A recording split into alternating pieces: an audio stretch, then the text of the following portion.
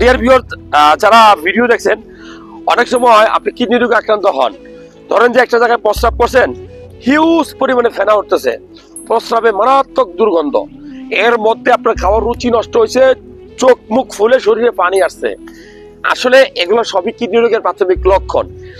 আপনি কি করবেন? মনে রাখবেন, একটা সিরাম ক্রিয়েটিনিন টেস্ট করবেন। করলে কিন্তু আপনি বুঝতে পারবেন আপনার কিডনিটা ভালো আছে কিনা। কিডনি রোগ নিয়ে কেন কথা বলি? কিডনি রোগ নিয়ে এই জন্য কথা বলি যে কিডনিতে যদি পাথর হয়, কিডনিতে যদি ইনফেকশন হয়, কিডনি যদি ড্যামেজ হয়, আপনার পক্ষে কি চিকিৎসা করা সম্ভব? সবার পক্ষে কি চিকিৎসা করা সম্ভব? মনে রাখবেন, কিডনি এমন একটা রোগ, কিডনি রোগ যেটা নীরবে হয়, নিবৃত্তিতে হয়।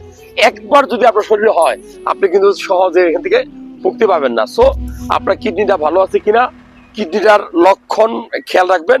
খাওয়া দাওয়ার রুচি নষ্ট হচ্ছে কিনা, চুলকানি আসতেছে কিনা শরীরের ভিতরে, মুখে পানি আসতেছে কিনা, প্রস্রাবের কালার চেঞ্জ হচ্ছে কিনা, প্রস্রাব যেগুলো ফেনা উঠতেছে কিনা, প্রস্রাবের দুর্গন্ধ হচ্ছে কিনা, প্রস্রাব দুই নালে হচ্ছে কিনা, এই বিষয়গুলো একটু খেয়াল রাখতে হবে। তাহলে বুঝতে পারবেন আপনার কিডনিটা ভালো আছে কিনা।